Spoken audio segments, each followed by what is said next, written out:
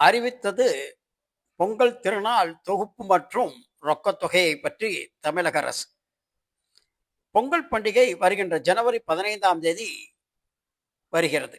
இதற்காக தமிழக அரசு ரேஷன் அட்டைதாரர்களுக்கு வருடந்தோறும் பொங்கல் தொகுப்பு வழங்குவது உண்டு.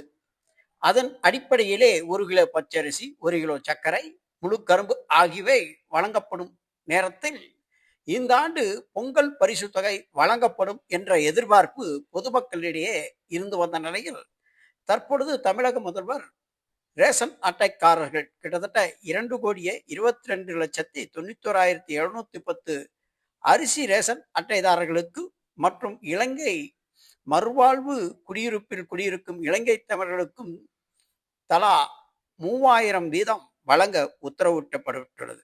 இதற்கான டோக்கன் நாளை அனைத்து ரேஷன் கடைகளில் இருந்து வழங்கப்படும் என தெரிய வருகிறது. எனவே பொங்கல் தொகுப்புடன் ரூ. 3000 ரொக்கம் உறுதி.